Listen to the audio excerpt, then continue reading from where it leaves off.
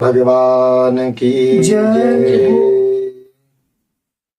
आज एक सुंदर उपाख्यान आप समस्त लोग श्रवण करेंगे।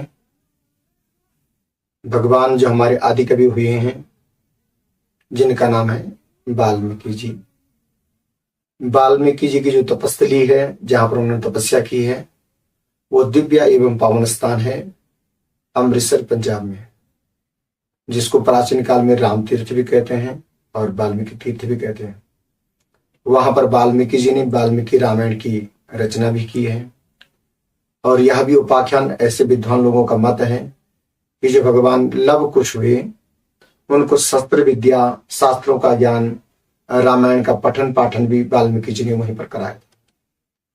ऐसे दिव्य जो ये पावन स्थान है, ये दिव्य जो तीर्थ है, उसमें जो वर्तमान की सरकार है, केजरीवाल जी की सरकार जो है, जो पंजाब सरकार है, उस दिव्य स्थान को, जो पावन एवं भव्य जो स्थान है, उस स्थान पर भगवान लव और कुश की जो प्रतिमा है उसकी भी स्थापना करेंगे। उसको और दिव्यता सौंदर्यीकरण दे रहे हैं, उसका संरक्षण और संवर्धन भी कर रही है, क्योंकि वो जो धाम है, वो जो तीर्थ है, उसकी महिमा वाल्मीकि रामायण में भी गाई है। शास्त्रों में बताते हैं कि जब भगवान राम वनवास 14 वर्ष पूर्ण करके अयोध्या में वापस आए हैं, तो अयोध्या नगरी में धूमधाम से समस्त जितने भी वहां पर नगर निवासी हैं, बड़े आनंद से भगवान का दिव्य स्वागत और भव्य स्वागत करने लगे। भगवान राम का अभिषेक किया और भगवान राम राजा बने। भगवान राम आज बड़े प्रसन्न है कि जितने भी मेरे परिकर हैं, सब प्रसन्नता पर भगवान राम का स्वागत कर रहे हैं कि भगवान राम आज राम राजा बने हैं। 14 वर्ष वनवास काट करके आज भगवान ने जितने भी असुर राक्षस थे उनका वध किया और आज सारी धरती पावन हो गई। सारे जितने भी जीव जंतु हैं वो अपने को धन्य समझ रहे हैं।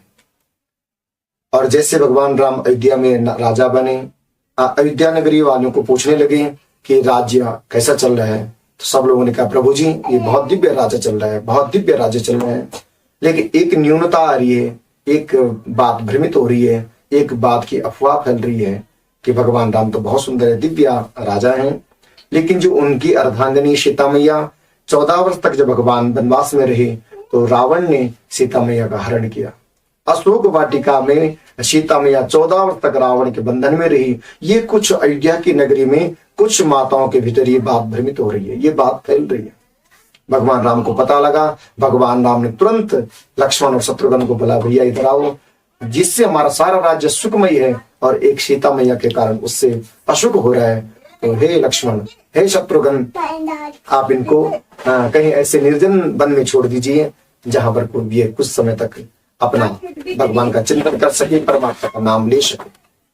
आज अर्जुन लक्ष्मण जी ने माँ सीता मैया को निर्जन वन में छोड़ा और वहां पर दिव्य स्थान था वाल्मीकि आश्रम। महाराज ऋषि महोदय ने वहां देखा वाल्मीकि जी ने सीता मैया को ये देवी कौन है और उनको वहीं पर आश्रय दिया। सीता मैया वर्तमान उस समय गर्भवती थी और माँ सीता वहां भगवान का चिंतन करने लगी। एक पूर्व काल की बात भी याद आती है कि सीता मैया ने एक बार भगवान राम से कहा था, हे प्रभु जी, मैं उन महर्षियों की पद्धति को देखना चाहती हूँ, मैं उन महर्षियों का चिंतन देखना चाहती हूँ, वो मैं कब देखूं, कैसे देखूं। और आज भगवान राम ने उनकी मनोकामना भी पूर्ण कर दी। माँ सीता वहां पहुंच गई और महर्षि जी की जो परंपरा, जो पद्धति, उसको देखने लगी। माँ गर्भवती थी और माँ जी ने आज उस बालक को जन्म भी दे दिया। उस बालक का नाम लव रखा। आज माँ बड़े आनंद से भगवान का चिंतन कर रही है। एक दिन माँ अपने आवश्यक कार्य के लिए कहीं दूर जाने लगी और वाल्मीकि महोदय को कहा, ऋषि महोदय को कहा, महाराज ये मेरा छोटा सा बालक है लव, और आप इसकी देख देख करना, मैं कुछ आवश्यक काम के लिए जा रही हूँ। वाल्मीकि जी ने हाँ कहा और वहां से मैया निकलने लगी। लेकिन वाल्मीकि जी तो अपने ध्यान में मग्न थे। माँ समझ गई कि अपने ध्यान में मग्न है। माँ ने वो लव को उठाया और अपने साथ ले गई। कुछ देर बाद ऋषि महोदय को ध्यान आया कि बालक मेरे पास सो रहा था, लव कहाँ चला गया और मैं उस देवी को क्या कहूं। तो उनके पास कुशा पड़ी थी और उस कुशा को प्राण शक्ति से अभिमंत्रित किया और उसमें प्राण शक्ति दे दी। कुशा से उस बालक का निर्माण कर दिया और उस बालक का नाम कुश रख दिया। जैसे सीता मैया पहुंची, ऋषि महोदय तो चिंतित हो रहे कि उस देवी को क्या कहूं। देखा सामने से सीता मैया और उसके साथ में बालक लव भी आ रहे हैं, तो आश्चर्य में पड़ गई। देवी ये कौन है? कहा, महोदय ऋषि जी, ये मेरा बालक लव है। अरे आपने तो मेरे पास छोड़ा था, लेकिन मैं उसको साथ लेकर के गई। कहा देवी अब ये जो मैंने कुशा से जो बालक का निर्माण किया है, ये बालक भी अब आपका एक नहीं 2 बालक हो। इन दोनों बालकों का लव और कुश नाम रखा। बड़ी प्रसन्नता पूर्वक रहने लगे।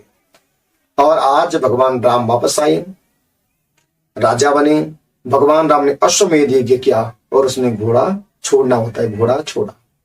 वो घोड़ा वाल्मीकि महोदय में आश्रम में जो 2 बालक रहते हैं लव कुश, उन्होंने वही पेड़ पर बांधा है। आज भी वो पेड़ वहां पर विद्यमान है। जैसे पता लगा तो भगवान सबसे पहले राम जी ने शत्रुघ्न को भेजा, उनके साथ युद्ध करते हैं और लव कुश दोनों को उस शत्रुघ्न को पराजित कर देते हैं। फिर लक्ष्मण जी को भेजते हैं, भरत जी को भेजते हैं, वो सबको पराजित कर देते हैं। आज भगवान राम चिंतन करते कौन ऐसा महापुरुष है जो मेरे भाइयों को पराजित कर सकता है। आज भगवान राम स्वयं वहां पहुंचे और उनके साथ युद्ध करने लगे और लव कुश ने भगवान राम को भी पराजित कर दिया। वाल्मीकि महोदय को प्रणाम करने लगे, हे ऋषि महोदय ये आप किससे कैसे हैं, इनको अध्ययन क्या कराया आपने। तो वाल्मीकि जी ने कहा महाराज ये हमारे शिष्य हैं, लेकिन आपके ही वंशज हैं। बेटा इनको वाल्मीकि रामायण सुनाओ। और ये दोनों बालक भगवान राम को ही रामायण सुनाने लगे।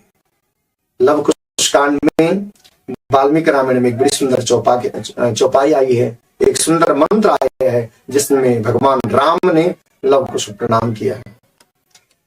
अहनिशि विधि मनावत रहे श्री रघुवीर चरण रति चहै। दुई सुत सुंदर सीता जाए लव कुश वेद पुराणन गाई। दुई दुई सुत सब भ्रातन के रे भय रूप गुण शील घनेरे। भगवान राम ने प्रणाम किया, हे बालकों आप विश्वविख्यात योद्धा हैं, आपके गुणों को आपको मैं प्रणाम करता हूँ, नमन करता हूँ। ऐसा दिव्य स्थान है राम तीर्थ, वाल्मीकि तीर्थ। वहां पर आज भी सीता मैया की वो बावड़ी है, सरोवर है, जो हनुमान जी के द्वारा निर्माण हुआ है, निर्मित हुई है। उसमें सीता मैया नित्य स्नान करती थी। सीता मैया की रसोई भी है और आज भी वहां पर लोग जाते हैं, जिसकी जो कामना होती है। कोई एरोप्लेन छोड़ते हैं, यदि विदेश जाने की यात्रा इच्छा हो, कोई मकान के लिए रसोई में सीता मैया की ईंटें लगाते हैं, मेरा घर बन जाए। कोई उस सरोवर में स्नान करते हैं और उस सरोवर में स्नान करने से जिनके संतान नहीं है उनको संतान की प्राप्ति होती है। ऐसे अनेक भाव हैं। तो ऐसे राम तीर्थ, ऐसे वाल्मीकि तीर्थ में हम लोग जरूर पहुंचे, जिसका और दिव्यता भव्यता के द्वारा सौंदर्यकरण जो है आम आदमी केजरीवाल सरकार कर रही है। तो हम सब लोग भी उसमें मिल करके सहयोग करेंगे, उसका आनंद लेंगे। बोलो सियावर रामचंद्र भगवान की जय, भगवान की जय।